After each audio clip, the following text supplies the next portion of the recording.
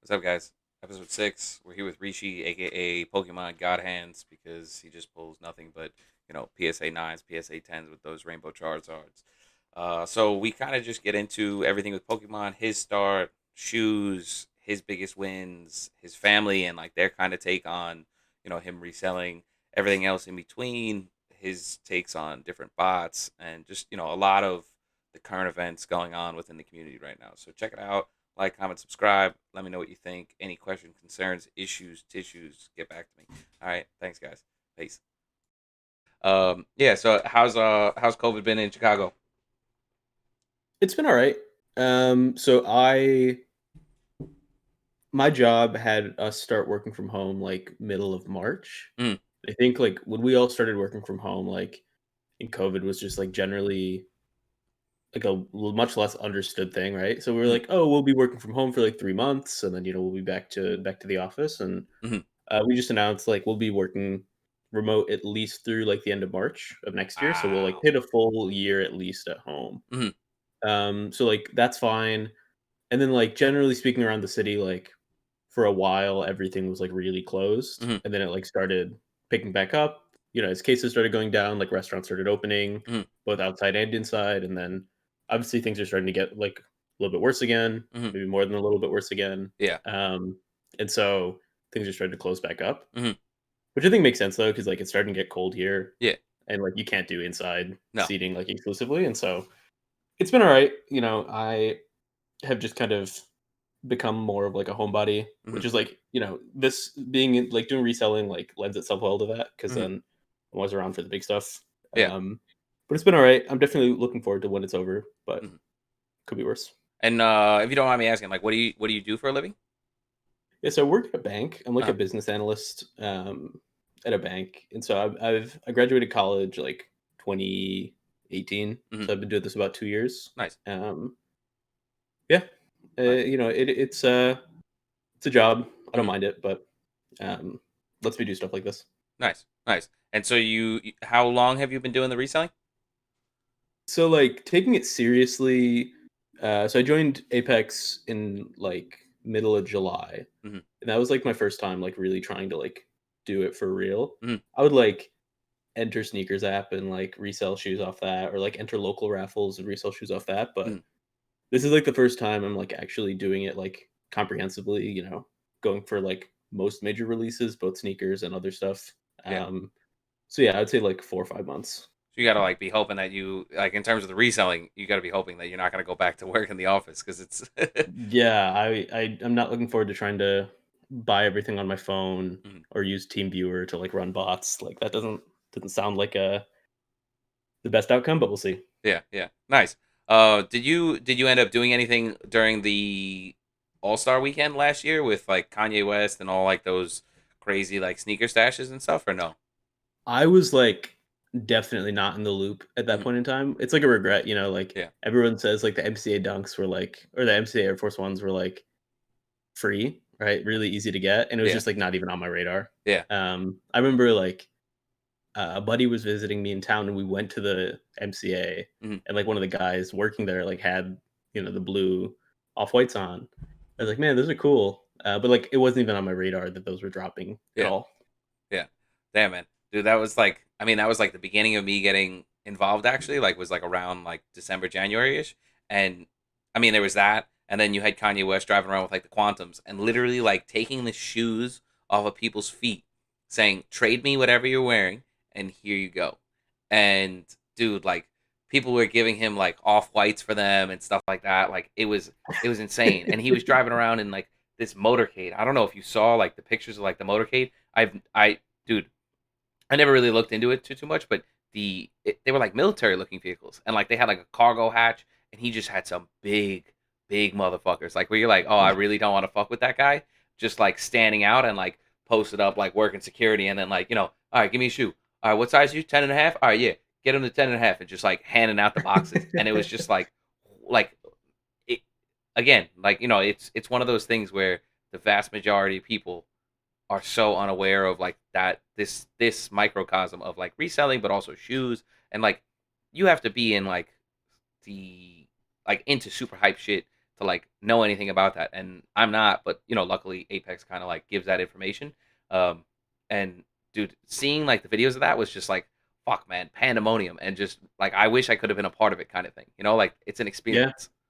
Um, Imagine like you took like your off-white Jordan ones off your feet and you mm, gave them to Kanye West and then he gave you back a pair of Quantums. yeah, Like that probably wouldn't age too well. It'd be, no, a really no. cool life experience though. And you can't even resell them as like new. You know what I mean? Yeah. Like that's the other issue because He like wore he's them. not. Yeah, like he's not giving you them. Like I mean, it's cold. It's Chicago. It's January.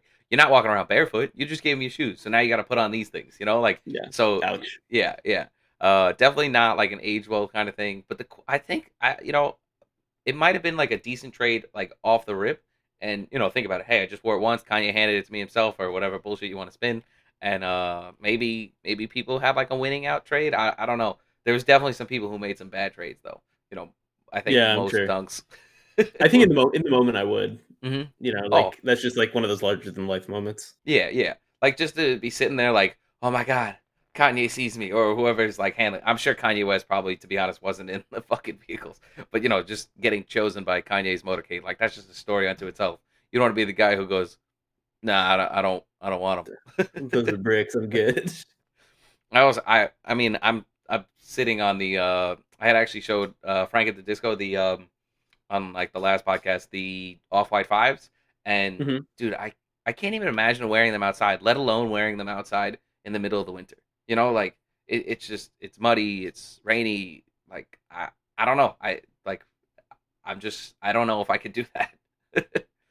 Yeah, so I used to just like I wasn't really that into sneakers. Like I would just like wear I'd have like one or two pairs of like Vans and then something else. Mm, And then like I started like slowly getting into sneakers more. mm. And I bought my first pair of Jordan 1s, which was actually like the Union ones, which Nice. was like obviously a really good pair to get. Yeah. And then like I kind of just like didn't keep track of resale. But then Mm, I was looking and I was like, holy shit, these are worth like close to $2,000. yeah.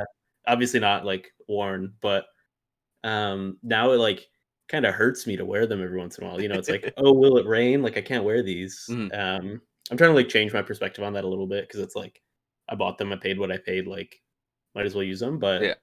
I feel you like I would have a hard time wearing like off white fives or like brand new ones like Mm.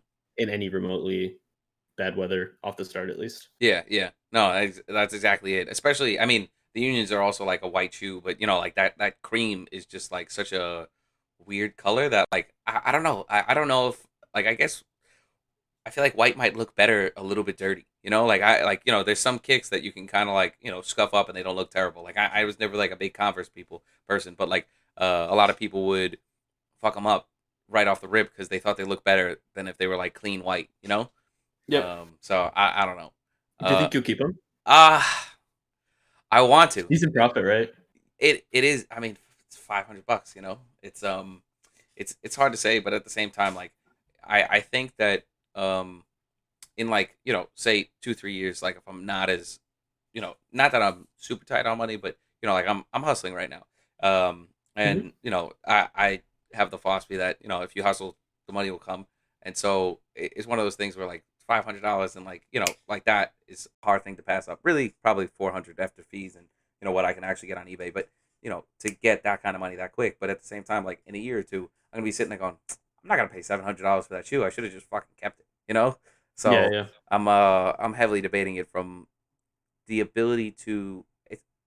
I think it's like a cool experience to wear shoes and have people on the street be like, "Damn, he's fucking rocking like Hmm. the unions, or the off whites." Like, um, I Yeah, don't. the one thing I think about a lot, and like I'm assuming at some point in this conversation we'll get to like Pokemon cards because Mhm. like I think that is a thing that we're both kind of getting into. Yeah. But Danny Phantom, who's that like Pokemon YouTuber, right? Hmm. He was talking about as you're getting your business off the ground and you start like turning your inventory and reinvesting it, Hmm. like he was basically just trying to illustrate like how quickly you can compound your money Hmm. as like you quickly turn inventory and start reinvesting it. Yeah.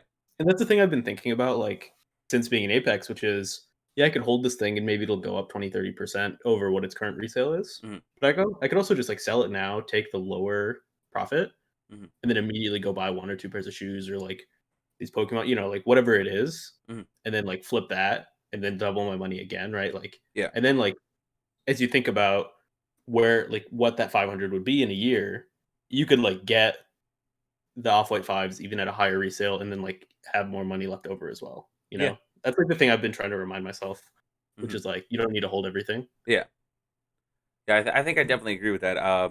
I had gotten into some sticky situations. Frank had mentioned them too, where it's like, it's a hard sell for the the girlfriend to, or what in his case fiance, to understand like where you're kind of coming from with the situation of like tying up money in terms of, like I have like a down payment on a ring, and then he's engaged and he's trying to save for a house. I'm trying to save for a house. So we're in similar life situations, and so girlfriends are not always fiance. I'm not gonna speak for his fiance, but girlfriends, uh, partners are not always the most understanding of Yeah, you yeah, yeah. having a couple G's worth of shoes or Pokemon cards sitting around. Yeah, I imagine shoes they can probably come around to a little faster than Pokemon cards too.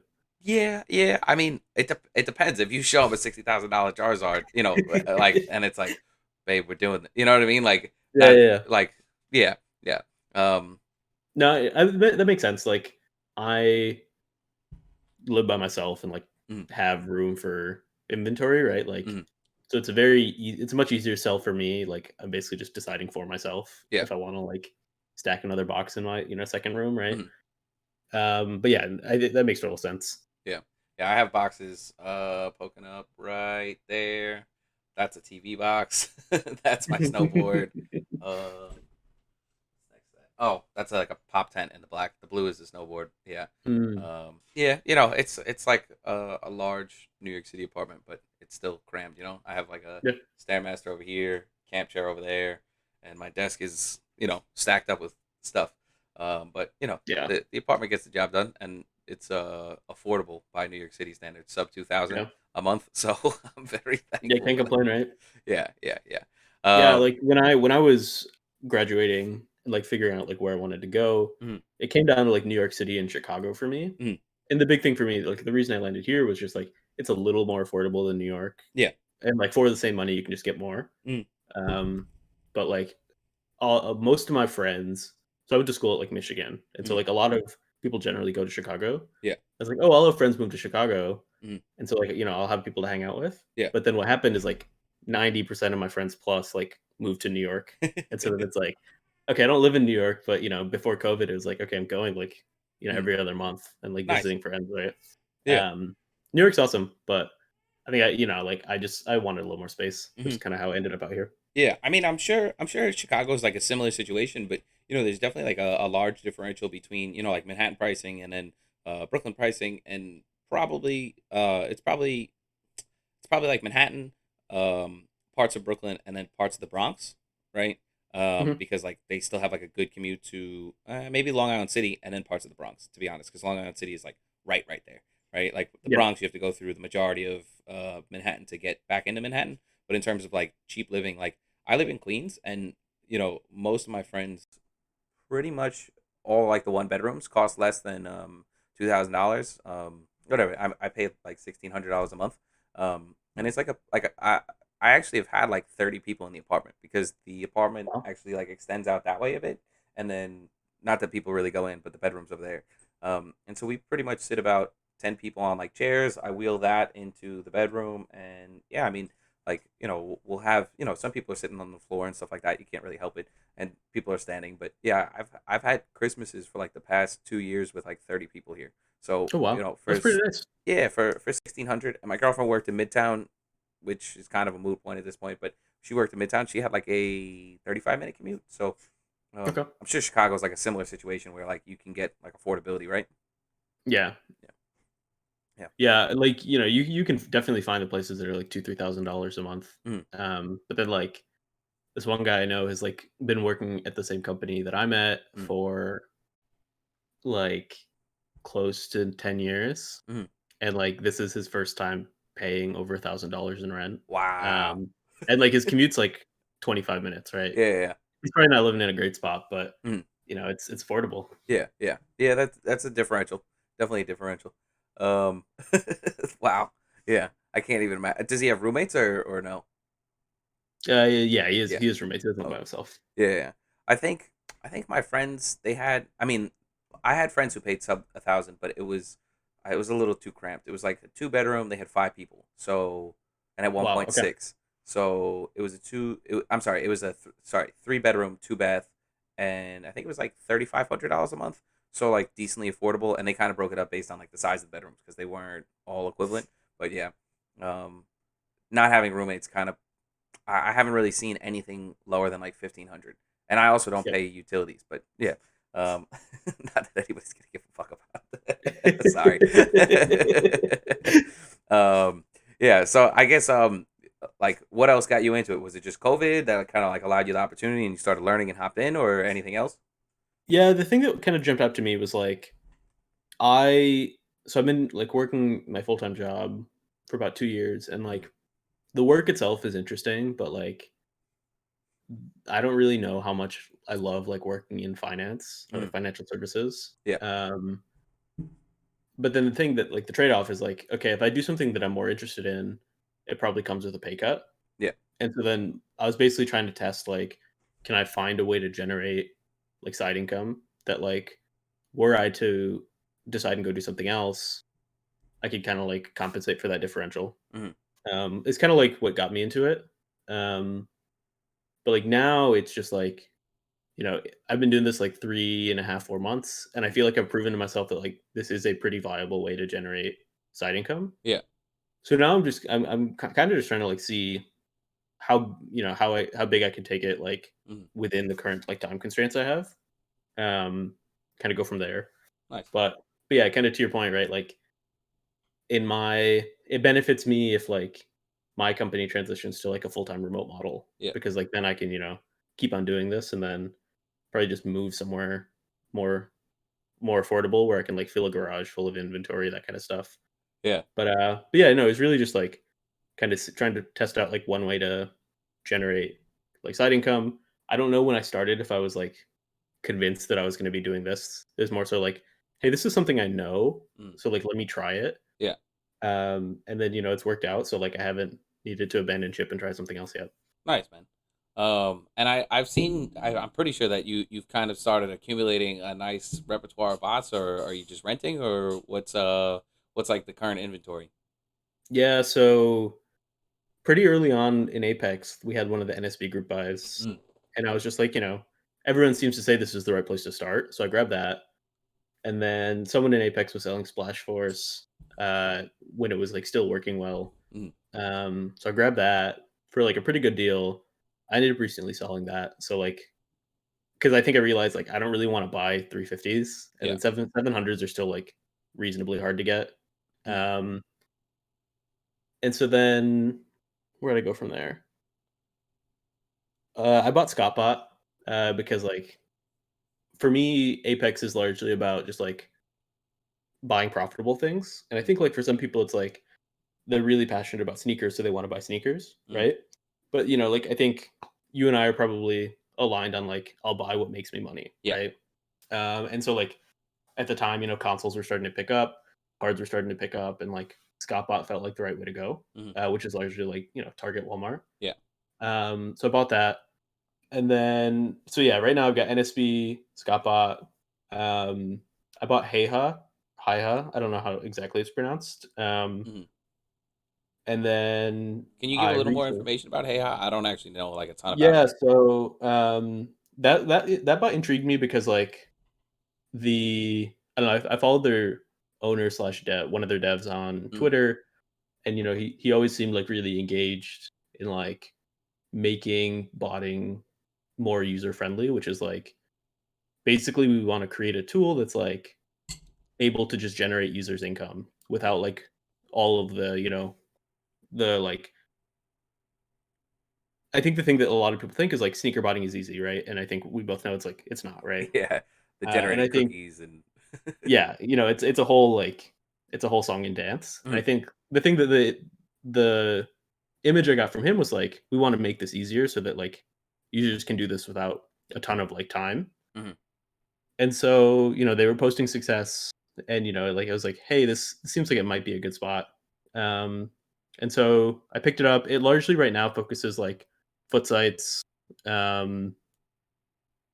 Hibbit, some smaller sites, Mm. and then like as I look at their like upcoming site list, I think they're adding like mesh support, Okay, and then that's some gonna other get stuff into that Europe. some other stuff that I don't think's been announced yet, and Mm. so I think Nike's one of them. I think Okay, they started posting about their Nike stuff, nice. but I think like it's gonna be it's gonna be a good spot. Hmm. Uh, that was one of those ones where it's like it's cheap now because they're still rolling out their 1.0, Gotcha. and so if I can get in now, maybe it'll be worth twice what I paid, like, Mm. in a year's time, we'll see. Yeah, And then the one thing that I want is, like, a good Shopify bot.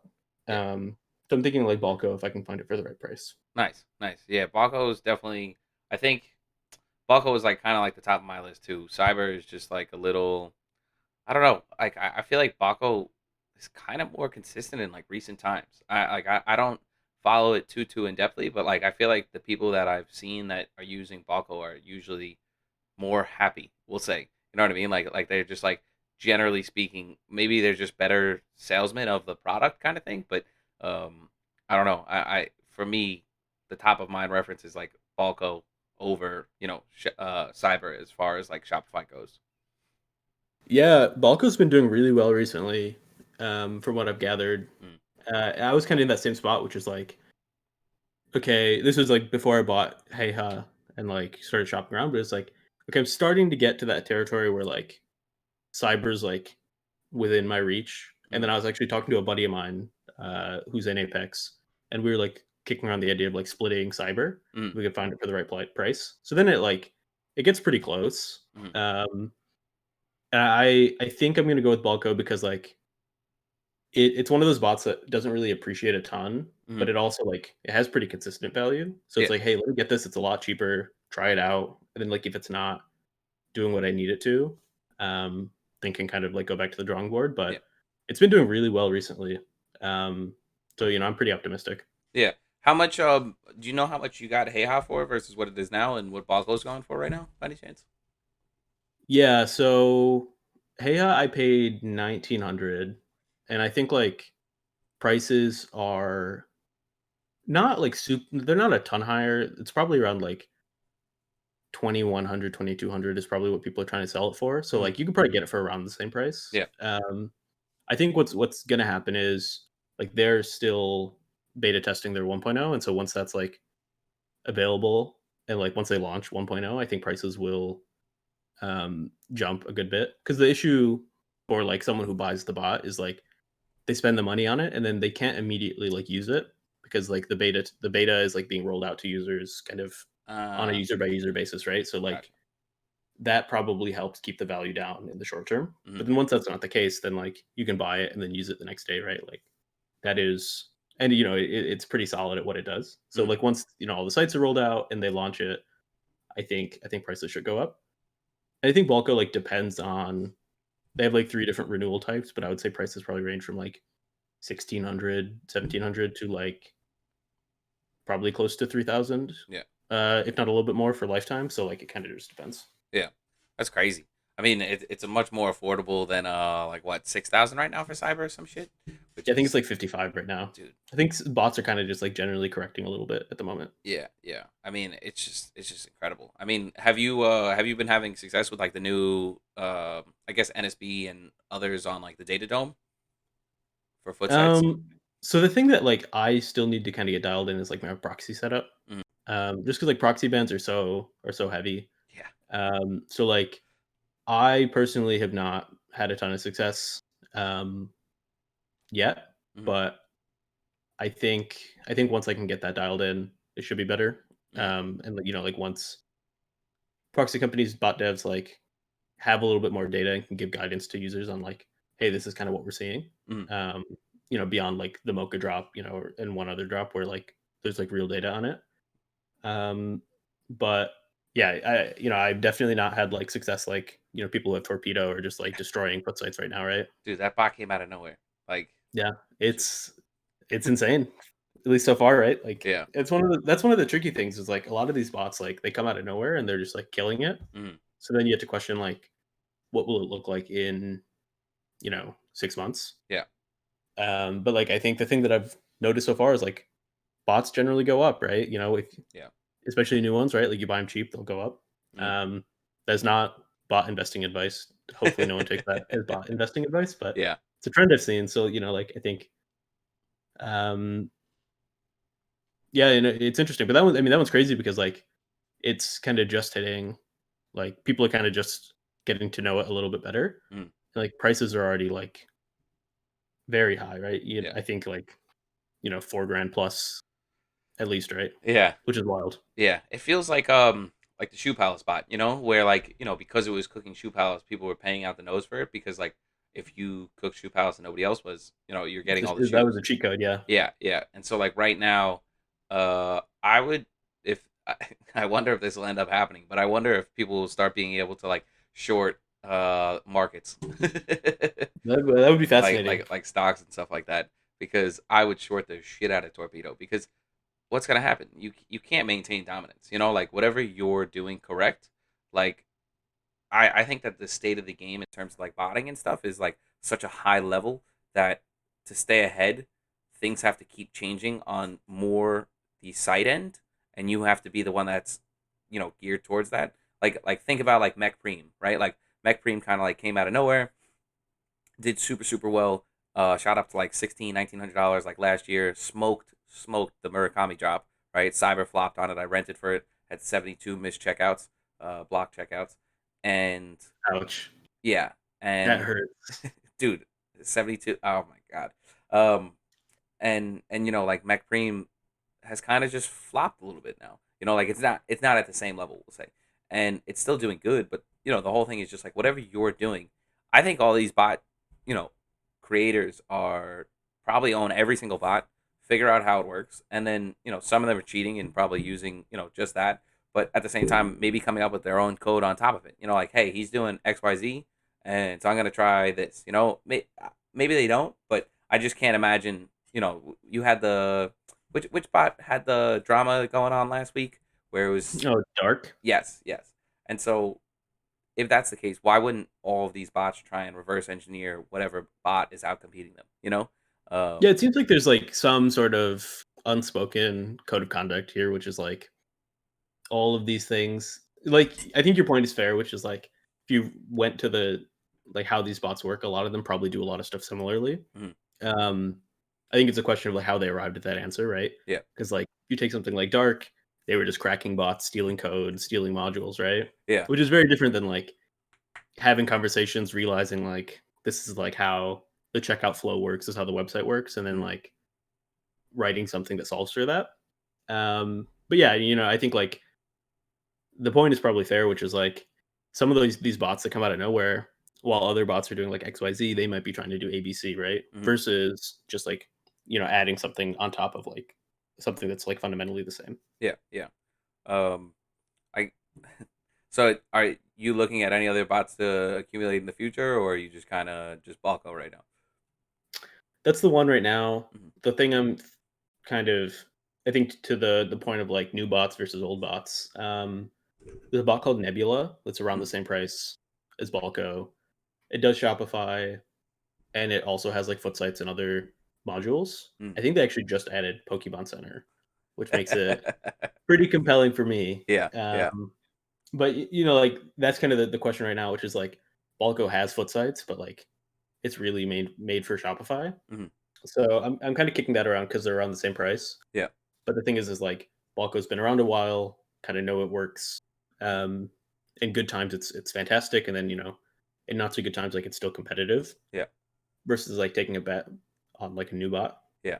So like I think for me, it's either or. It's not like Balco plus something. Mhm, Because like I'm starting to realize like I'm not knowledgeable enough to become a bot flipper yet. mhm. So like I don't want to just keep on like accumulating bots. I'd rather be spending that money on like Pokemon cards, which is like something I feel like I know a little bit better at least. Yeah, yeah.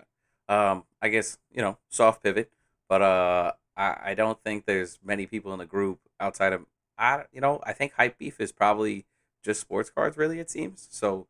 Um, yeah, I think that you're pretty much the known Pokemon guy. I mean, if Dan Sneakers is gonna be the Tinder guy, you're definitely the Pokemon guy.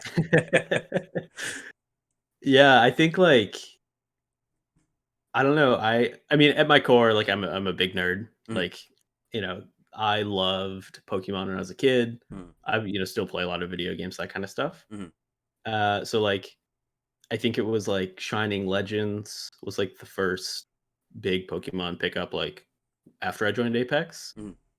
And then like I was like, "Oh, this is cool." Uh didn't really like click, I guess, fully, and then Champion's Path, like all the, the buzz around it started picking up, and then Yeah. like I think, my interest started picking up again. Mhm. Um For but a good yeah, reason, right? What your opening of 10 resulted in what? I got 3 Charizards in my first 10 boxes, and then I got 5 after that. Um 5 and how many?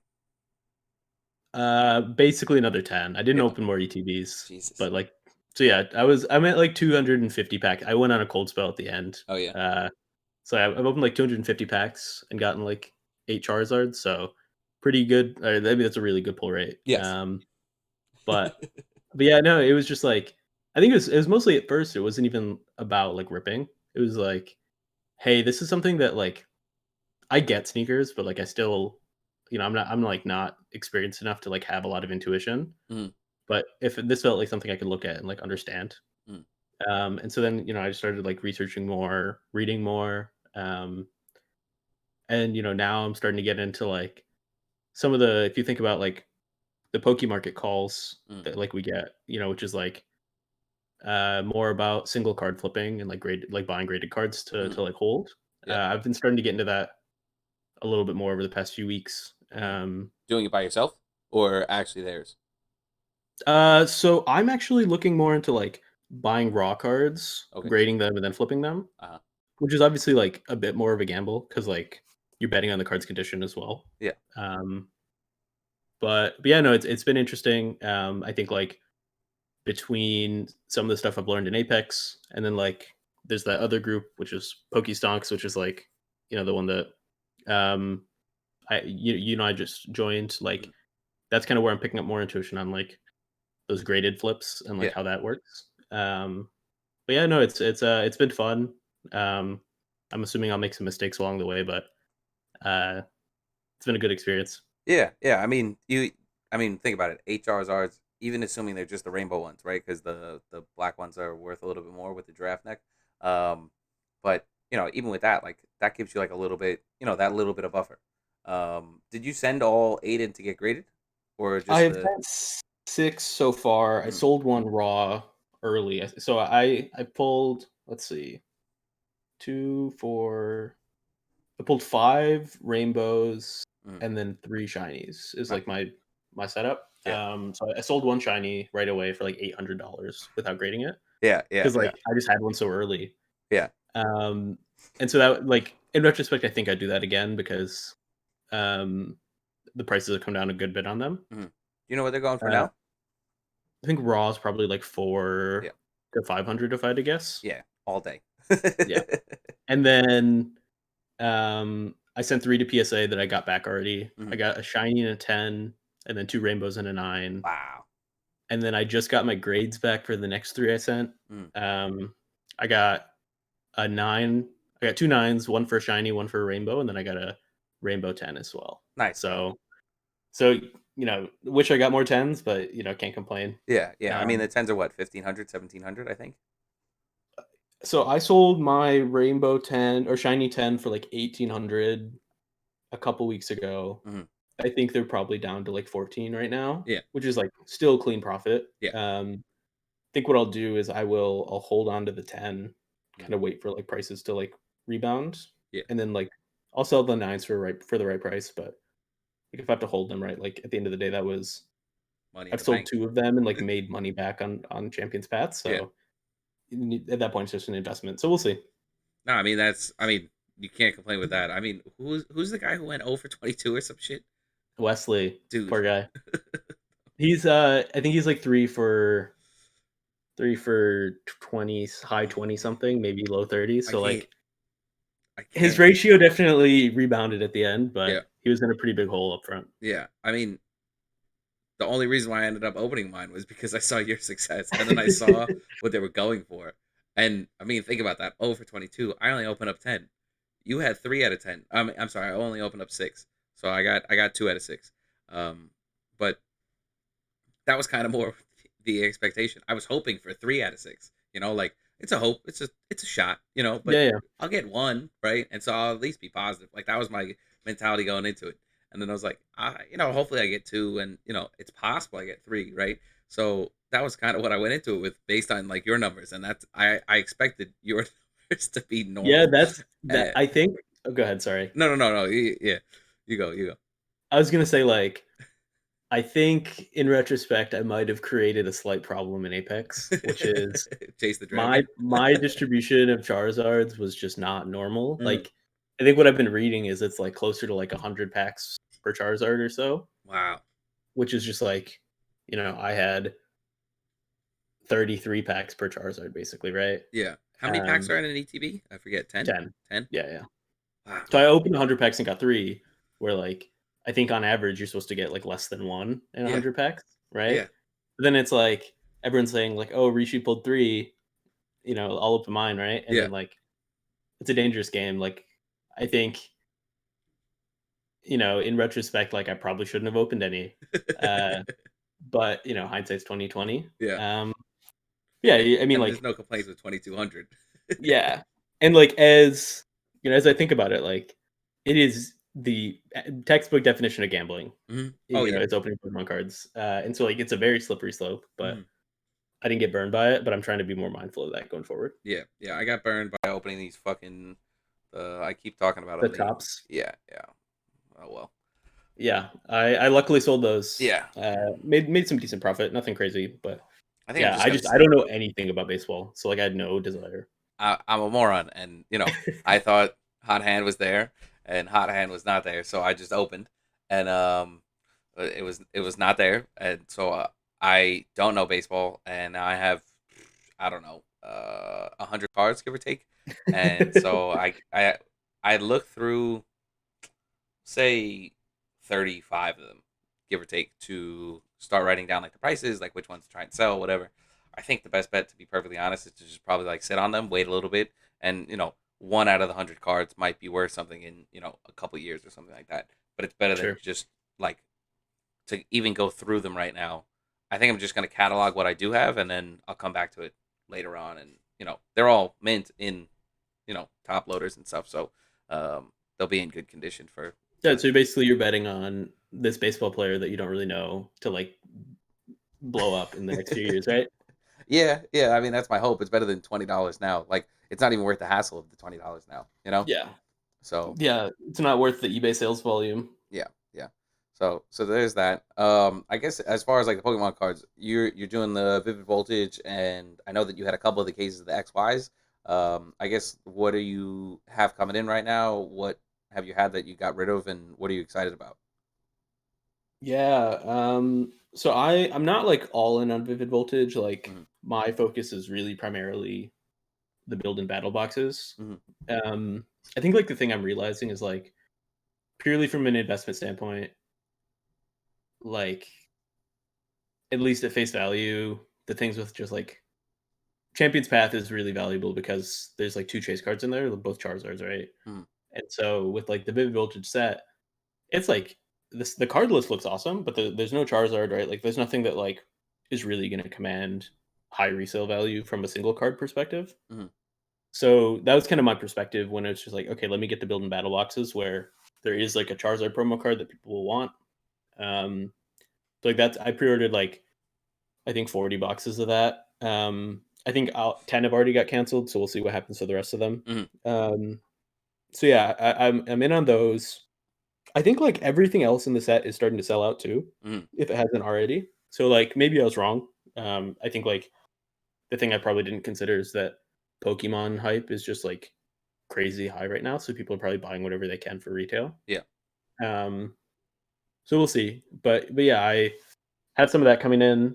Um, and then yeah, I picked up 2 cases of the XY Evolutions booster boxes. Hmm. This was like I wish I'd bought them sooner, but I still got them. Like, prices were at, like, $2,400 a case, Wow. when I bought them, and Yeah. then when I bought them, I paid 1,800, right? So, Wow. like, I was basically like, even after you consider eBay fees, like there's still some money to make here. Yeah. And then like now I'm kind of so I sold one case. I like took boxes out of it.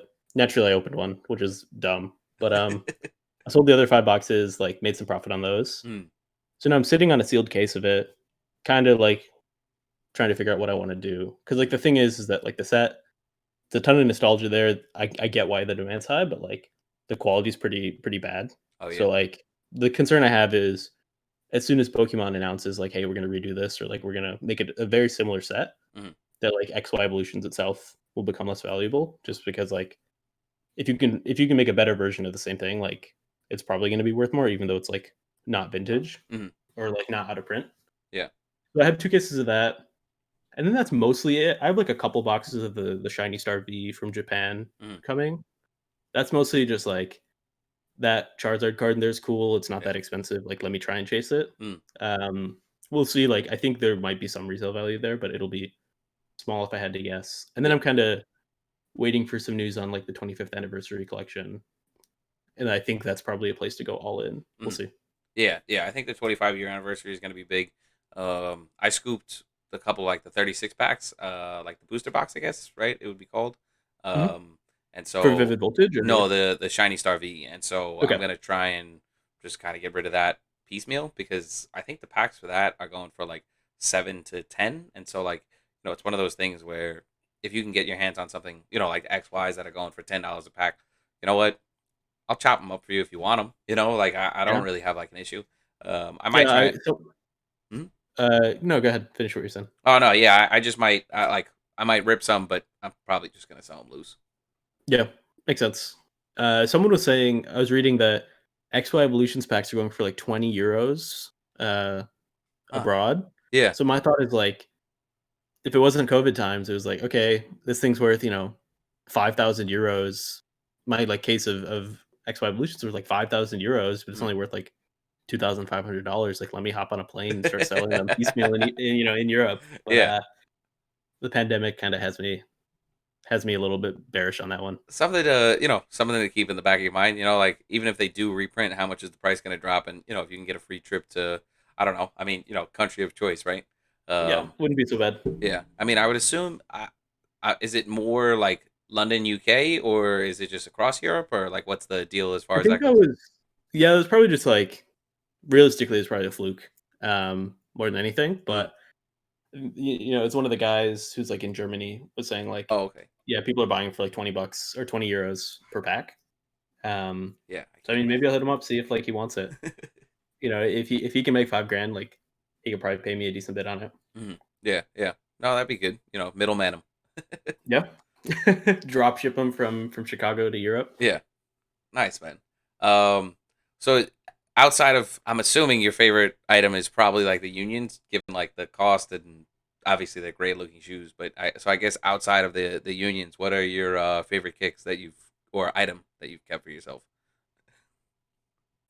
Yeah, I'm trying to think.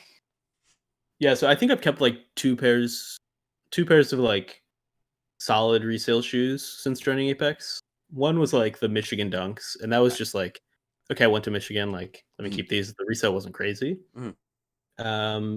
I'll never wear them because like Maize and Blue is not like a. I wear like black jeans almost exclusively, Uh-huh. so like Maize and Blue is an interesting color scheme for that. Yeah. But it's nice to have in the closet in case Mm. I go back to school or Yeah. anything. And then I kept the community garden dunks. Um, so I Okay. hit like a local raffle on those. And those are like I wear those almost exclusively at this point. Like they're like my favorites. I get Nice. why dog type um is really high. The shoes are it's a good profile. It's a good shoe. Those ones were like resale was like 400 on Yeah. like $100 pair of shoes, right? Like that's solid. Yeah. Um, but I was like looking at them and I was like, man, I really like these. So I kept them. So I'd say those are my favorites right now. Nice. And then like before I got really into sneakers, I was primarily wearing like Common Projects was like my shoe of choice. Mm. So like I've got like a couple pairs of those in the closet. Those are Nice. like my staples, I would say. Nice, man. Yeah, you're actually the first person to actually have hit dunks. No one else on the podcast has been able to hit dunks, including I went myself. from I went from having hit zero pairs of dunks, admittedly in a pretty short time frame. Like Hmm. I've not been doing this a long time. Yeah. And then I hit 3 pairs in a week. Um, Wow. 2 were the highs, like, I got the Michigan State and the Michigan Ducks. So, like, not, like, the big hits, Mhm. but then the community gardens were definitely nice. Yeah, yeah. So But, you yeah, I'm wanted not the, expecting to hit any anytime soon. I I think that mean, was it for a while. I mean, you got the hot hand, man. That's the blessing. Yeah, we'll see. Are you like one of the diehard like Michigan fans? So, like, I grew up in, like, a pretty traditional Indian Mhm. household, and so, Mhm. like, my parents did not care at all about sports. Yeah. It was, like, I grew up, like, near Michigan State's campus, Mhm. and so, like, all my friends were Michigan State fans. Yeah. But, like, my parents, like, they were like, "Oh, Michigan's a better school." Like, we'll be like, if we had to pick one, it's Michigan, right? Yeah. Like, I didn't, like, follow sports a ton as a kid, like, Mhm. pretty loosely, I would say. Mhm. But then, like, in college, you kinda just, like, get wrapped up in it, Yeah. and so became more of a Michigan sports fan Mhm. in college, and then, like, I think, like, Jay Lancer in the group is, like, a big Michigan fan. I Yeah. don't think I'm on his level, but, I watch the games on the weekend, let them kind of, give me anxiety and break my heart, but, I'm not, like, a diehard, I Yeah. would say. Yeah. Who's the guy? He played for. So I went to University at Buffalo, and we had Khalil Mack there at the time when I was in Mhm. school. And dude, like that was just like such an exciting time for like the team. Like we beat UConn, which like we're not like a real D1 team. Like as far as it goes, like Yeah, we yeah. don't have like the history. You're not bringing in like draft picks for the most part. Like we were just like I was just excited that we got somebody drafted. Mhm. Let alone like that monster because Yeah. yeah, he's just He's terrifying. dude. I don't even know if I can like tell the stories about him anymore. Like because he's so famous. Mhm. Like so I had two friends who actually like I had one friend who lived with him in the room, right? Um and I had another friend who lived on his floor freshman year. And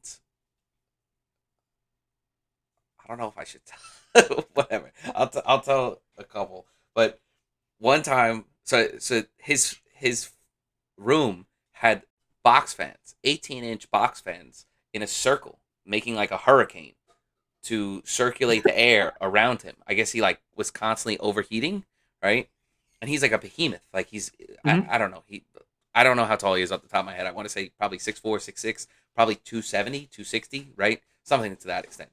Like the dude's forearm is larger than my like quad, Like he's just a giant individual. So his like shin bone down literally like hung off the bed.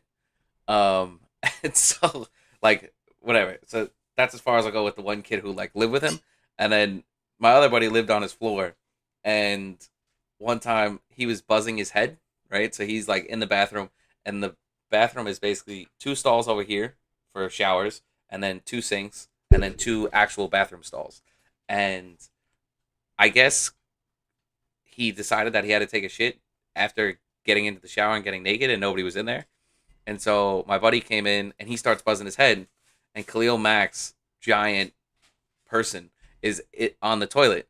And after like 20 minutes of my friend like buzzing his head, Khalil Mack runs by hugging his junk fucking into the shower. So like just imagine that guy, like shrugging past. Oh, Um man. what else happened? Uh Yeah, he I mean, different story, but my freshman year of college, living in the dorms, I lived with, like, a guy who was on the football team. Mhm. Uh, Not Khalil Mack, Yeah. like, provenance, right? But, like, we had these, tiny, tiny dorm rooms. I think it was, like, 10 by 11 by 10 or something, like, really small dorm rooms. Mhm. And, like, he was, like, 6'7", and, like, his, like, knee down was just, like, hanging off the end of the bed, and like, probably not great for blood flow at night or No. anything. But yeah, same thing, right? Like, small room, no air conditioning, Mhm. big guy, just, like, there was a lot of sweat in the room, which was not ideal. That was, like, a lot of people at Michigan, they lived in the dorms for 2 years, Mhm. and I was just like, "I gotta get out." Like, I Yeah. need I need my own room. Nice. Nice. Yeah, I like the dorm like Buffalo had some great dorms. Like the freshman year I had like a random guy and it was okay, and then sophomore year I lived in like a quad and that was like pretty solid. Um Even like cuz it was just four of my buddies. And then like they had on-campus apartments, and honestly I don't think I would have graduated college if I tried to live off campus just commuting. Like I just was like a lazy kid in college, and it'd be too easy to just be like, I don't want to walk or get on this bus or whatever it is. So luckily, living on campus like made it a lot easier to force myself to go to class. Yeah. Was it SUNY Buffalo? Yeah, yeah, SUNY at Buffalo, not SUNY Buffalo, like not Buff State. Um, they- Okay. uh, I Not that it think really matters. my cousin went there. I'll hit you up offline, Yeah, see if you know. yeah, yeah, yeah. It's a great school. Like I had a blast. A bunch of my friends went into like pharmacy there. It's like a phenomenal pharmacy program. Like top. I actually just interviewed one of my friends before you earlier on today, and so she didn't know the exact number, but definitely top 50 in the country. And a lot of my friends have done pretty well from like a pharmacy standpoint. And luckily, That's what's they up. decided to hang out with my dumbass. uh, What did you study? I did communications and marketing, and then I went Cool. into digital advertising with that, and then yeah, it's a good way to make a living. I've like stopped doing that, and I started doing some other stuff, but the digital advertising is like it's a good route. Like if you can handle Excel and you can do presentations, like it's the analytics portion of it is like very rewarding. You can kind of learn like the coding side of things, and um, I went from not as like a flex, but just kind of more as like an informational. I started off making like 35,000, which is like pretty normal across like most we'll say semi skilled jobs. Like Mhm. because you're not really like an accountant knowing a ton of things, and so you learn a bunch. And I went from that to 10 months in switching companies and making like a promotion to 60,000, and then the year after that, 10 months later, I went to go be a manager, and I ended up like turning down the job, but they gave me a job offer for 85. So it's like a good way to like really start making Yeah. money because 35 is just not livable. Mhm. You can't do nearly enough with 35,000. It's Yeah. yeah, especially when you factor in student loans and stuff like that. And I had an hour and a half commute from my hometown to Manhattan, Ouch. and so yeah, to lose 3 hours every day was like miserable. I just didn't hang out with anybody, didn't do anything until like the weekends, and didn't have money to do shit on the weekends on top of everything. So it was a shitty time of my life. Yeah. um, so for you, like, what do you think? I guess twofold.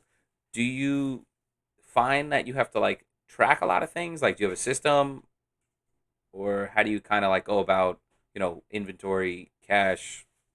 What's your kind of like philosophy with the system? Yeah. So I'm trying to be good about maintaining like constant like track of like what my inventory looks like. Hmm. Especially like I think early on I was like basically holding nothing, and then like, over time like I'd find this one thing that's like, okay, I'm gonna hold this, right? And Hmm. then like now like I've got a bunch of stuff that, I'm like hanging on to until the holidays, or just like holding for a while. Hmm. And so I'm trying to like maintain it just through like, Google Sheets. Like I basically use Excel for a living. So like that is something that I have some like, I can handle that. Hmm. I think I still like there's still room for improvement.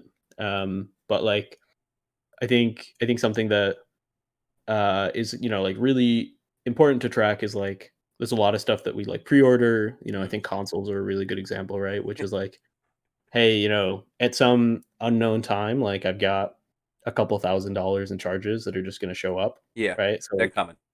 needing to be prepared for that Yeah. is super important. Otherwise, like, like I would just be managing my finances poorly. Hmm. So like I'm trying to try, or, I do track it. I'm trying to be better about tracking it. Hmm. Like, keeping like constant. I think it'd be nice to like look back in like 6 months or a year and just say like, hey, these are the things that like I'm doing well on, and Hmm. then here are the things where like I'm missing. Like I'm buying all these things and like they're not really that profitable, right? Like I Hmm. think being able to like inform my like future strategy, for lack of a better term, like would be really valuable. So Hmm. something that like I'm thinking about for the future, which is like, how do I subcategorize this so that I know like kind of where my skill set is, or like where I'm like spending more money than I need to be Hmm. on things that like aren't making a lot of money. Do you, um, I mean, if you're like, so I'm decent at Excel. I haven't used it a ton for a couple years now, but just in terms of like, here's a business pitch. Why not maybe make a spreadsheet, right? Because like, so what you're saying is very applicable to everybody, right? Like, I Yeah. mean, if you're, maybe Wiz, maybe he's just on another level, right? but like for like a normal person, right? Like in terms of what to invest, what not to invest, what bricked, what didn't. Like it's a lot of people have recency bias, right? So if you sell one Funko Pop and you make $30, all of a sudden you're going for every Funko Pop, right?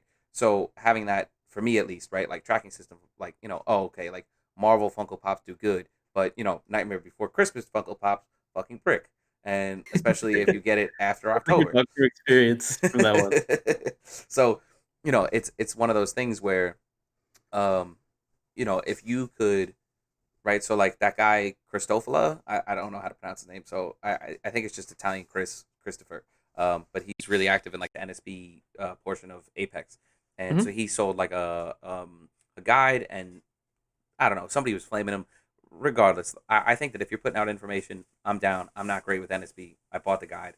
Support other chefs, yada yada. If you can, but I think that if you were able to make like a spreadsheet where like it categorizes things, and then I think it would be helpful for people. And I think it's like a pretty good you know way to like make like a little bit of a side hustle if you're good with Excel, and then that way hey, you had a 50% batting average of bricks when you went for Funkos or 350s or whatever it is, and then try and like really drill into people, and that way, I mean, maybe it would be good for Apex as a whole, or whatever, if everybody shared the information like what sells good, and maybe it's a regional thing, right? I mean, not that we need to drill that far down, but more individually, you can kind of help people to know what works and what doesn't in their area, what they're able to sell, what they aren't, and everything else in between. So if you made like a spreadsheet, probably I'd buy it.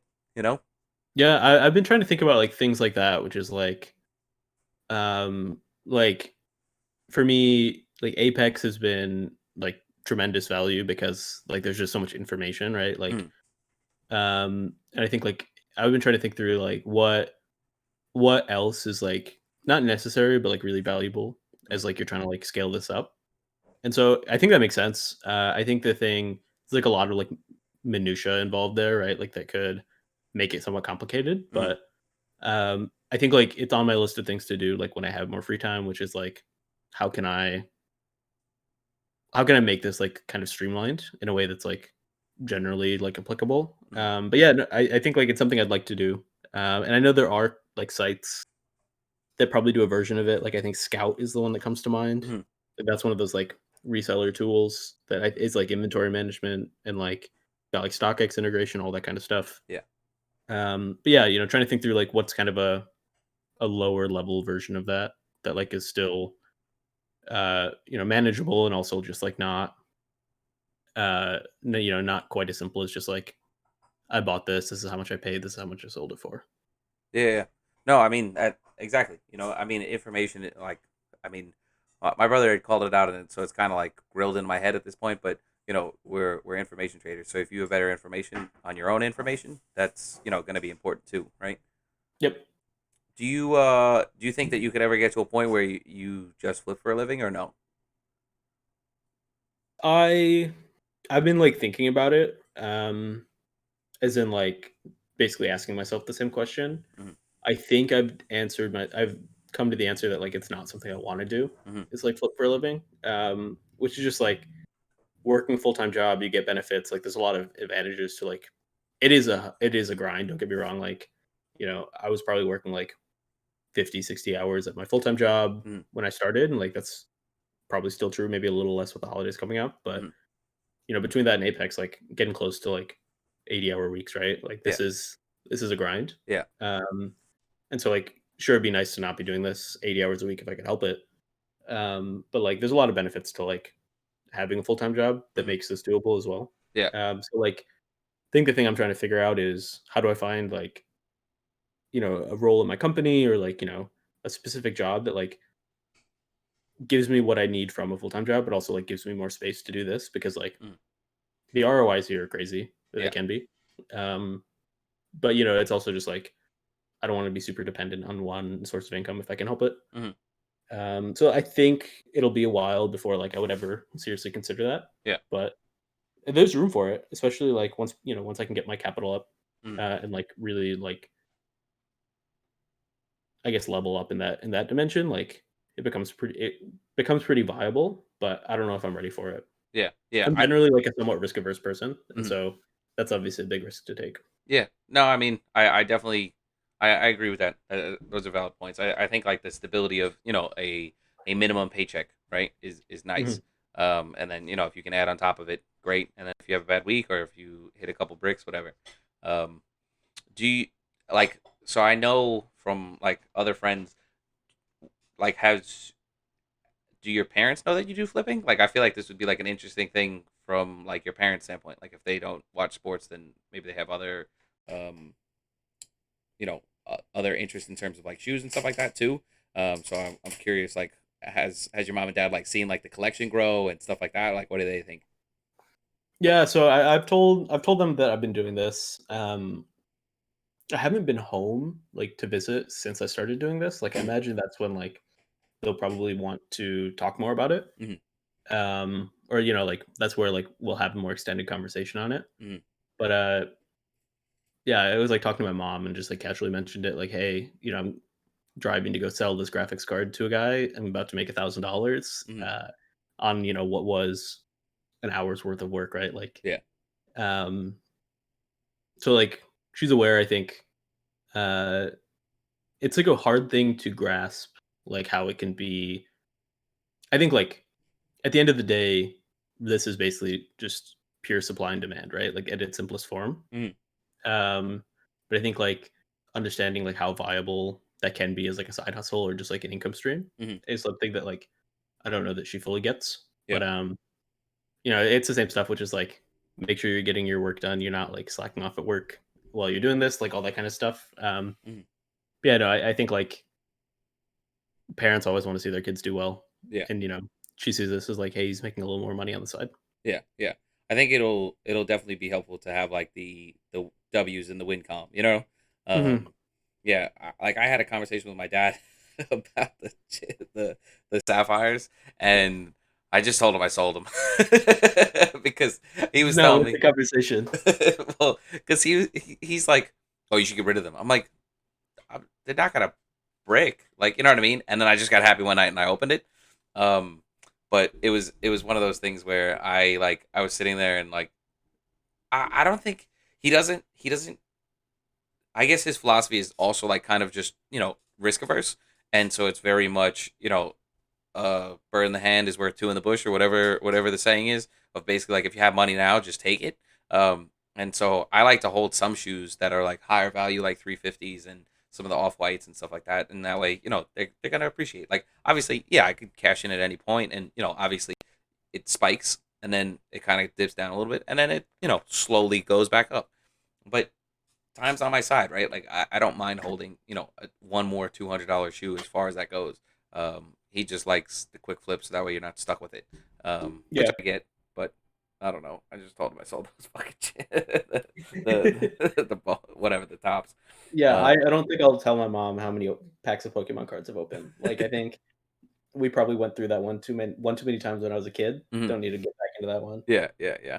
My But yeah, I mean, like, I guess real quick side note is, like, 350s are something that, like, I have a ton of, like, mhm, internal conflict about. It's just like, yeah, I know in, like, a year they'll probably be worth decent money, mhm. but it's like, that's a lot of money to Yeah, tie up in the short term because, like, you can't really quick flip those for profit, for, like, serious profit, right? Like, yeah, you're tying up for me, like, I guess, like, it's probably similar for you, which is, like, they're, like, 250 a pair mhm, when, like, you buy them, yeah, yeah, and, like, it is pretty hard to, like, make serious cash on those mhm, in the first, like, 3 to 6 months, I feel like. yeah, Like, base sizes, sure, you can probably make some money, mhm, especially in the right colorways, but, like, I'm pretty I see people just go all in on 350s, and it's mhm, like, I know I don't have the right market mhm. to do that and, like, have it be, like, a good way to spend, if I'm gonna get 8 pairs, right, good way to spend 2 grand. Yeah, Um, but some like even the big releases happen, and I get up, and it's like, do I maybe want to get a couple pairs just to do it, right? Because like they're pretty easy to get. feel something. Uh, yeah, or something. But yeah, I mean, like I'm pretty off 350s at the moment. Mhm. Yeah, yeah. I think it's definitely like size to size. And when I enter raffles now, I just do base sizes. And um, I I've had this conversation a couple times, but I do genuinely feel like Adidas probably has a similar system to sneakers, and I believe personally that sneakers has like a reputation system. And if you're returning shoes, it's like dude, you know what fucking size shoe you are. What are you doing returning this? And so either they think you're a reseller or they just don't want to deal with like the shipping fees. And so I think that they probably like blacklist you. So I try not to return shoes on Adidas or Nike sneakers. So I'm actually sitting on a pair of carbons that are in my size, and I don't know. I don't know if I'll end up keeping them. But whatever. I just don't want to return them because of that. But I have like a pair of size 6, size 4 Israfils, and size 9 Alvas, and like the Alvas went back down to 380. I think November's a slow month, and those will go back up because they were at like 420. But the Israfils, dude, it's a size 4. They bricked. Bricked? Not I think I lose money on them right now on Oh wow. StockX, to be honest. And there's next to no sales happening on like eBay. So I've been sitting there at like 255, I think. Again, like we pay I paid 245, 246. So a 250, 255 listing, I'm making $3, but I'm just like, fuck it. Like I can't wait for this to go up. I just cross my arms subconsciously because I'm irritated. Um, and dude, it's like I thought this was like the hold size, and like it's nobody's fault, right? But it's just like what the fuck, and Mhm. I don't know. I think they just are just saturating the market like way too much, and Yeah. a lot of they just have shitty colors right now. Personally, like Mhm. they're either all too similar or I don't think people respect the look of like the Zions and or the Carbons have a similar pattern system to the Eichels, right? Like a similar stitch pattern. Yep. I love it. I think they look great, but I don't think that they come across as well in the pictures for people, and so they're just not doing it. But like the Carbon shouldn't have bricked, like, but I got one pair of carbons mm, kind of on accident. I was like running some profiles, mm, and I think I just accidentally like made like 4 tasks in my like with one of my billing profiles. mm. So then I like checked my email like 2 hours later and like saw I had a receipt. I was like, Look, "Oh crap." I ended up just like selling them to someone in Apex for mm, he wanted to like get a birthday gift for his brother. yeah, So I just like gave them to him for retail because it's like I don't need these. yeah, Move on with it. But mm, the Israfils were like one of the big like one of the first I think that was the first 350 release after I joined Apex. mm. I ended up with like 8 pairs, which is just like 8 too many pairs, if you Yes, ask me. yeah, Uh, and I was like moving them local for like $30 profit per pair, which like I'll take, yeah, but not like nothing like crazy. mm, And I think I'd moved like 5 pairs, and I was still sitting on 3, and I was just like, you know what? I'm just gonna send these to Stadium Goods. mm, So like they just opened up a Chicago store, or like they're starting to ramp it up. So like just drop them off, and mm. like 20% fees is like really high. Don't get me wrong, but like for whatever reason, they can just charge crazy prices to their customers, right? Yeah, So like one pair sold, and I think I made like $60 on it, mm. which is just like Wow, imagine making $60 on a pair of 350s yeah, in like a mid size, like that's wild. yeah. So I think like if I ever accidentally buy 350s again, like I'll just send them straight to Stadium Goods. Yeah, yeah. I think if I had to take a wild guess, and I'm curious what you think, but do you know any car salesman tactics? Like, have you ever heard about anything that they do to help sell the car? I'm like not super familiar. I just know Mm. that car salesmen are kind of shady. Yeah, yeah. I mean, definitely to a point. But like I mean, like it's their job and like it Yeah, works, right? yeah. But it's a I'm not super clued in, I guess. Okay, so like basically like car salesmen will put you in the car, force you to take a test drive. They'll start calling it your car, right? And like so once you start having like that mentality about it being your car, you're just like, all right, I gotta have it, right? And then like you start negotiating for, you're more likely to like make the purchase, and so like that's why they want you to take the test drive because you start bonding to the car almost, right? Like it's not a puppy, but it's a puppy, right? Yep. And you start more committing to like the actual vehicle. So basically, like I think that Stadium Goods, because think about it, at this point, most people trust StockX, right? And so, what's the difference between Stadium Goods and StockX? Well, Stadium Goods is more expensive, but you're going in person. So I think that they kind of prey on people's like impulsiveness, and so you go in, and I'm guessing here, but I'm assuming you get to like look at the shoe and possibly try on the shoe, right? I think so. I've never actually bought something there. Yeah, same. I genuinely don't know, but I'm assuming at like most of the places with like most of the shoes you can try on the shoe. So now you got the shoe on, it matches with your outfit, or oh wow, the 350s are really comfortable. And so now Dum Dum makes a purchase, right? Like not Dum Dum, but whatever, like falling prey to, essentially the design of the store, because you could sit there and be like, all right, well, I'll just get that shoe, on StockX and it'll be here in 2 weeks. But people are impulsive, and I already got it on my foot, and now I'm making the purchase, right? Because what else would make sense? Yeah, and I think like realistically, they're probably like if you think about their like store footprint, right? Like they're probably also like trying to get people who are just like traveling Mm, and like they're on vacation, they want to like go shopping, right? They go to Stadium Goods, they find the shoe they like, mm, and then they like you said, they try it on. It's like, hey, this is nice. I want to buy something on my trip, right? Like I'll buy it. mm, And like the Stadium Goods location in Chicago is like it's in the neighborhood I used to live in, which is like a really wealthy area, mm. um, and like a very tourist heavy area. And so like I think, down the street from it is like the watch shop that sells like Patek Philippe, right? Like, Okay. you know, so like the person who's going there is like not the same person who's like closely monitoring StockX price, Yeah, yeah. which is, I mean, it's wild to me, right? Which is like, imagine buying a pair of like men's size 350s for like that just released for 350. Like that makes zero sense, No. but to me, right? But like they can do it. Yeah, yeah. I guess once you get into like, you know, we'll call it small level stupid money, right? Like where it's just like, oh, I got daddy's credit card, and whatever. I do think that the touristy aspect is also definitely going to play a factor, right? Because you're on vacation, and it goes, I'm on vacation, like, and so Mhm. now you take the jet ski trip, or you buy the 350s, right? Because it's a part of the trip, and you live in, you just worked all year or whatever, and this is how you justify Yep, working, right? that's how you're gonna celebrate. Yeah, yeah. I guess like outside of like the Pokemon stuff, is there any like shoes that you're excited about or trying for, or what are you thinking? Um, I have to see like what's coming up. Mm, Like I think shoe wise, like Mocha's was like the big focus for a little mm. bit. Didn't go as well as I wanted it to. I think I ended up with like three pairs, which I guess isn't bad. Through Heya or Yeah, I got one on Foot Sites, and then I got one on Shopify, mm, and then I hit sneakers. So nice, like, there's some luck in there. yeah. Sneaker But stash or regular sneakers? regular sneakers, sneaker stash was full of disappointment for me. Hmm. I was on it, and then it's the same as the Union stash, which is like, hey, I was there at the right time, but like network error, all that kind of stuff. Yeah, yeah. I had the same issue. My girlfriend got through, so that's my Oh, one what's pair. up? Yeah.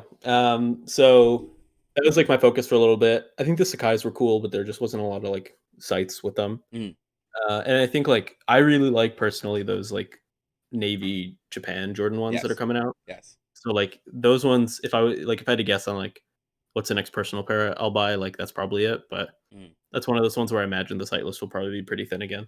yeah, just We'll a see. gorgeous color blue.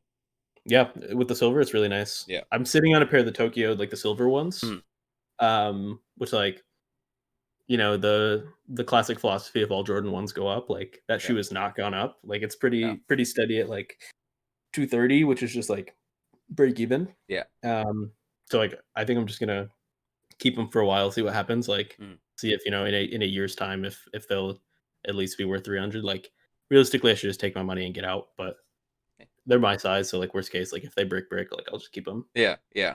I had them in my size too, and I couldn't get past it. I couldn't wear that shoe. I felt like I had to dress up as like the Tin Man or something like that. Like I don't know. They would make a great Tin Man costume, like shoe for the costume. Yeah, yeah, yeah, yeah. Um, but yeah, I think like right now, like I think I have like 15 consoles coming.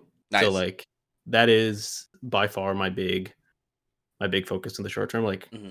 honestly, until I sell a good number of those, like I'm probably gonna hold off on like buying like spending a lot of money because Yeah. it's just like, hey, I mean that's give or take $7,000 in Yes. charges, right? Yeah. Yeah. So like I gotta move those. Luckily, like I'm getting solid local interest. Hmm. So Check eBay, um dude. I sold 13 so far. oh wow. Yeah, yeah. 5 through work, and the rest are eBay. 2 are Facebook. Yeah. So what is that? 6 on eBay? Yeah, 6 on eBay. Yeah, Um, I was asking around like, one of the things is like, going back to the fact that, I play a lot of video games in my free time, like mhm. a lot of my friends do too. And so I was kind of expecting some of them to be like, "Hey, like, can you help me get one?" Yep. And I, like for like real, for like close friends, I'd always just be like, "Yeah, of course." Mm, I'll help you out. Yeah. But, like, that's not happening, but what is happening is, like, friends of friends have been texting me being like and, like, I don't know how, like, word gets out, Hmm. but they're like, "Hey, I hear you, are buying consoles, like, can you sell me one for retail?" Which is, like that is a Slap in the face. I just don't text back. You Yeah. know, like, um, I don't have anything, like, productive to say because it's like, Hmm. "Hey, we haven't talked in 18 months, Hmm. 24 months, like, like, this is not I'm not gonna do that," Yeah. but, so I just kinda stopped responding, but, Hmm. yeah, no, I think, like, as soon as they come in they, like, land at my place and I start posting, like, real photos of them, like, Hmm. it shouldn't be too bad, like, I think I have, like, 3 people who wanna meet up on, like, the 10th to pick up Xboxes, and it's like, I'll have them in and out in a day, Yeah. like, I think that'll be true for most consoles. Yeah. Yeah. No, I definitely agree. Um, yeah, I had um like, so guys at work hit me up because I told one guy, he told another guy, that guy confirmed with me, and then he told everybody. And I don't know if you want to apply this or whatever. Dude, I'm not my personal take is like you're asking for, I mean on the consoles, right? Like close to $400 out of my pocket, right? So to sit there and like ask that, like, if you're I have the same philosophy. I have a buddy, he's impulsive, and so I sell him things. I give him a good price, whatever. I hooked him up on his birthday. I got him a 3070. I gave it to him for 600. I was like, I just got to make something, but whatever. And actually, he gave me the webcam, and I, whatever, kind of mentally factored that in too. And so, we kind of have like a. He's one of my very good friends, so I get that. But for other people, it's like, if I'm gonna sell it on eBay and I'm gonna get $850, let's just say, right? Well, Yep. here's what it is with the eBay fees, but here's what you pay. So, like, especially if I don't know the person, like with these guys, they're my coworkers and stuff like that. And even though like I'm not as close to them, I don't want them to feel like I screwed them over because I don't want to sell to them. Period. But they're sitting there like begging me to help them with their kid. So, all right, I'll give you a good price. Here's what it's going for. Here's what I would get. I'll meet you in the middle. Here's what you would Yeah. pay, and feel free to apply with those people because I'm not going to give it to you for retail. That's not happening. That's a spit in the face unless we're buddies. And honestly, like a buddy should sit there and be like, all right, you could still make something, right? Like, Yeah. Yeah, no, I think it makes sense, like and you are still providing, like, clear value mhm, to that person. yeah, Yeah, no, I think it makes sense. I'm assuming, like, a lot of my friends have the mindset that, like, they'll be able to pick one up when they come out, no problem. mhm, Like, the thing they don't realize is, like, they won't, yeah, right? Like, I mean, some people get lucky, but by and large, like, groups like Apex are gonna be buying most of that stock too, yeah, right? yeah, So, like, it's to the same point where, like, it is somewhat challenging. It's not hard because, like, people still want them, but there's, like, an added layer of risk if you're a buyer, which is, like, I'm buying, like, a product that that person hasn't received yet, right? mhm, You're taking, like, some incremental risk, mhm, but, like, as soon as I have my 15 consoles in hand and, like, someone has not been able to buy one, like, as soon as that like, they've fully realized, like, "Hey, I can't get this," yeah, then, like, I'm expecting my inbox just be, like, full of messages. yeah, yeah. I definitely agree. I just did not want to be Oh, like, holding you're products. basically floating all that money, right? Yes, yes. So I have like whatever. I just don't like to have that hanging over my Makes head. sense. Yeah, it Um, makes sense. It's a lot yeah, of money. yeah. And so whatever. Um, yeah, I like, dude. It's funny because the Facebook groups that I'm in for buying and selling anything NYC and stuff like that. They're kind of sitting there going, oh well, like laugh emojis and you're a bitch. I'm gonna get this anyway. Like I haven't posted anything for sale because I've seen how it goes for other people. But like people are posting also for the high, like $1,000, 1,100. Which realistically, if you can't get it on eBay for that high of a price, then why list it on Facebook for it, right? Because I think most people would probably try and buy through eBay until you have it in hand, right? Like in terms of like a pre-order. But so people just roasting. Now, as we get closer, and like now people are seeing like what stock numbers Reality setting are. in. Yes. Now you have, aggression. We'll just call it aggression. The not nice comments, not the oh, I'm gonna get it, dude. Like nobody's gonna be without. Like everyone's gonna have it by Christmas. Like do you not remember like the Xbox 360 console was like sold out? I mean, that had the Red Ring of Death and everything like that, and so they had to constantly swap them out for people. But yeah, now people are getting heated, and I'm kind of nervous, and so I will try and like have Wiz post an announcement, but I'm kind of nervous that people get aggressive. Like people are upset with resellers. And I'm kind of nervous that somebody in the group gets beat up or some shit like that.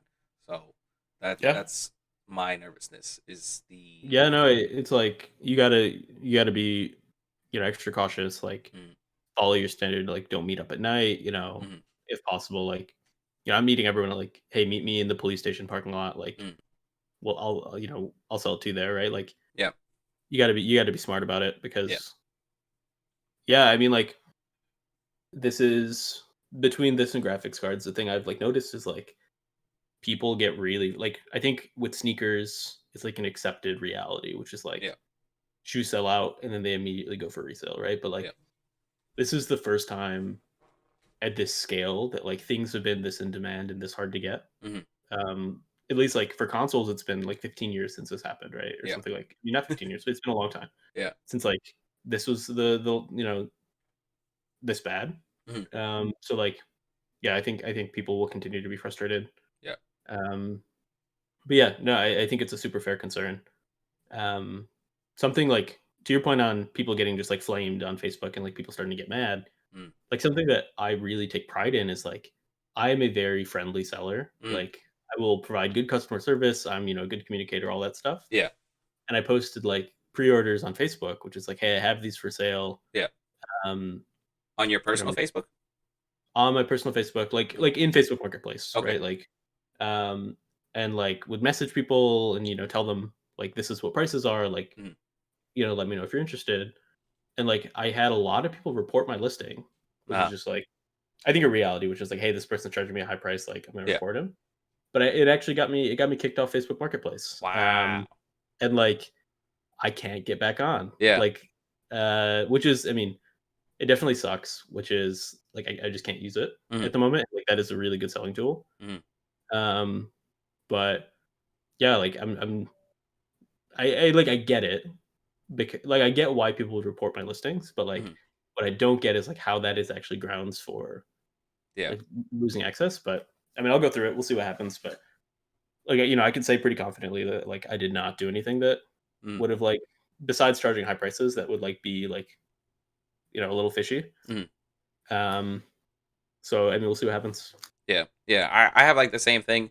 I mean, that was like a big takeaway in terms of like when I was talking to Drew, where I definitely do try and give people like the best price that they're gonna get. Like I'm not trying to lowball or undercut anybody else, but if I see that it's going for whatever, let's just say $100 on StockX, well, how much money am I gonna get?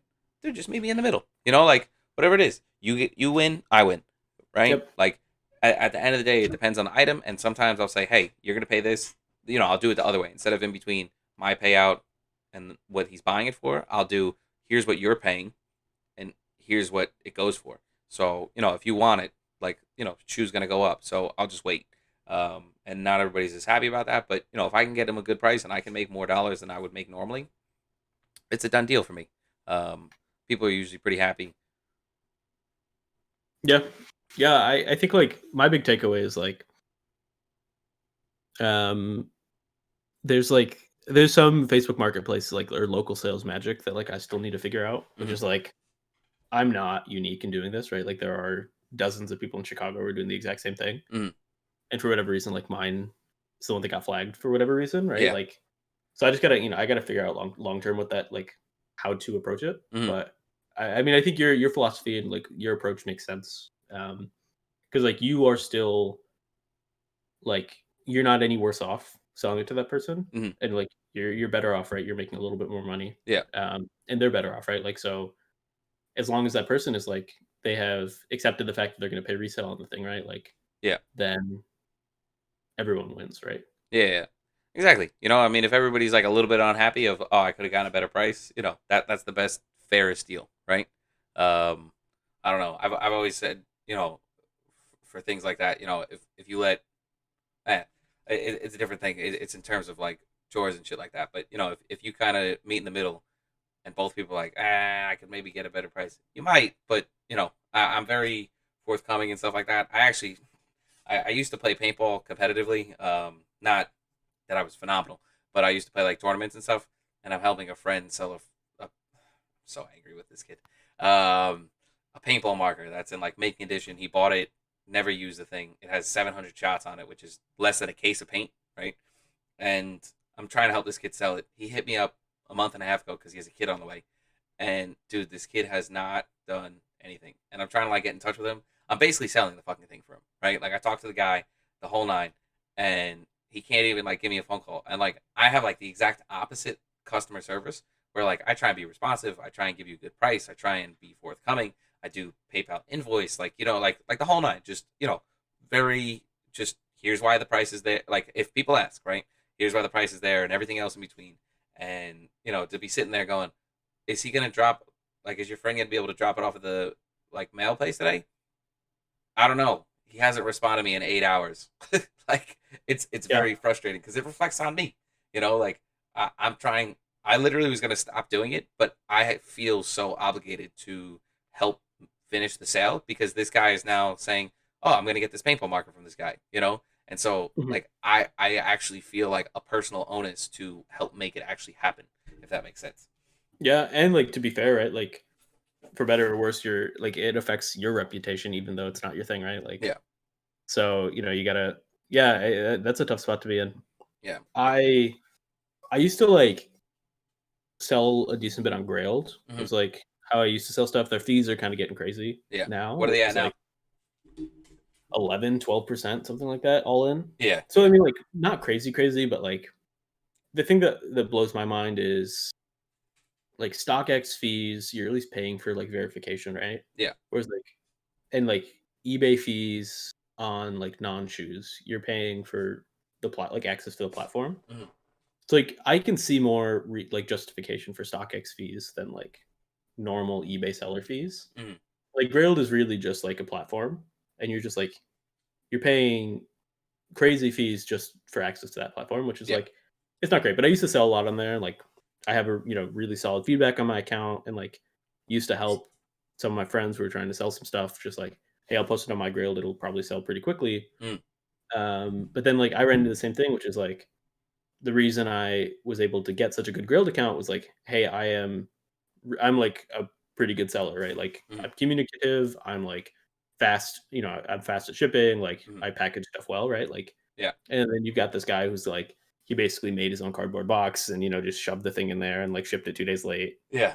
Like I can't have that No. on my account because like, in some ways this is like part of my living, right? Yeah. And like I can't jeopardize that. Yeah. It's super super frustrating. I just don't understand like the lack of personal pride. Like not that we are salesmen, right? But like we're not salesmen, right? Like nobody's really doing this like full time. But at the same time, like just have like a little bit of personal pride. Like if somebody shipped something to me like that, I'd be sitting there going, "Oh fuck is this?" Like it's so easy and simple to either keep like an Amazon box or a shoe box or whatever. Like go buy one, right? Like that's like your worst comes to worst. So yeah, I like same thing with this. It's like, dude, I know you're on your phone because I texted him, and then I'm on the phone with my cousin, and he goes, "Yeah, he just hit me up." Like, bro, are you kidding me? Like, so it's like yeah, yeah, um, yeah. He whatever. Not to fully throw him under the bus, but he was skeptical of the consoles reselling, and I'm like, are you kidding me, dude? I mean, I think we'll probably have COVID wave two. We're going into the winter time. It's a new console. It's a great console. Um, I can't imagine it not reselling at least for something. And then on top of that, it's free returns for Yeah, whatever like your zero. platform. Yeah.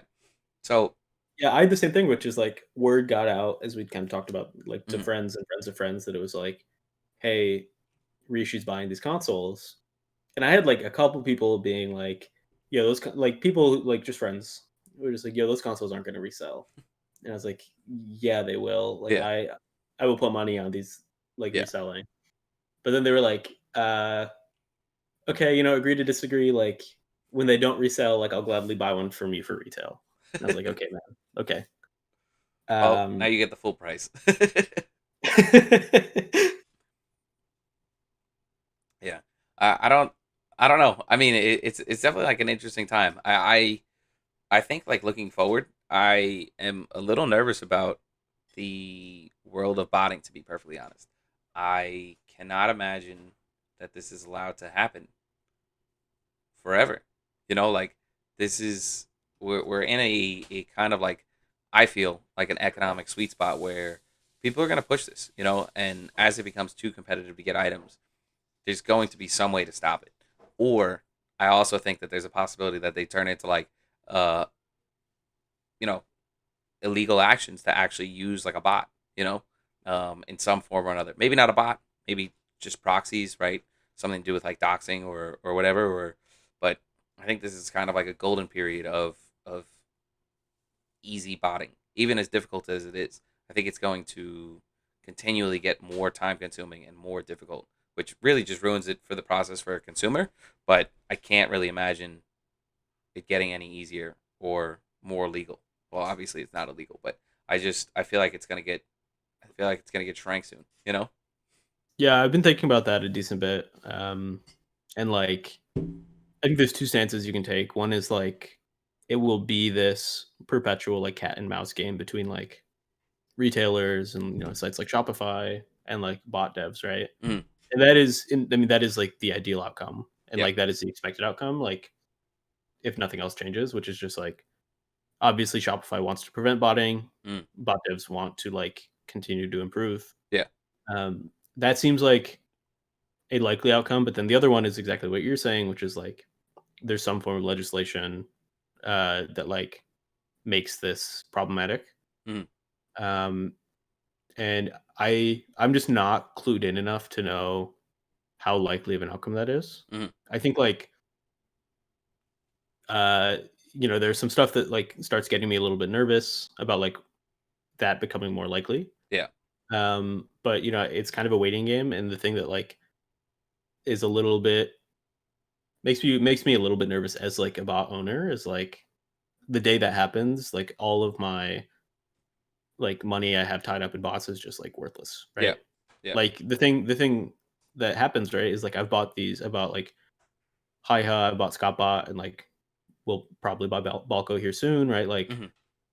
that is not money spent, that is like money invested Yeah. at the moment. But as soon as like anything happens around like uh you know trying to like institutionally prevent like botting, then like that becomes money lost, right? Hmm. So that is my concern. So like honestly, going back to like me being somewhat risk averse is like once I hear any sort of like writing on the wall or see any writing on the wall on like this might be coming, Hmm. it'll be a fire sale in my bot collection. Like you take them all. Yeah. Yeah. Yeah. Yeah. I could definitely see. I don't know. I'm hopeful, but I just, yeah. I'm very good at picturing worst case scenarios. Yeah. Yeah. Um. If I was betting on one of the two, I think it would be the first and not any sort of like legal action. Mhm.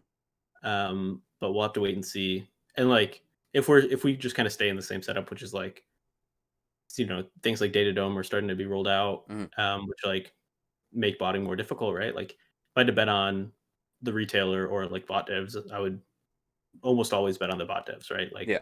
there's so much that makes it easier for a bot to roll out an update that like works around some sort of bot protection than it is for a company to institute bot protection. Yeah.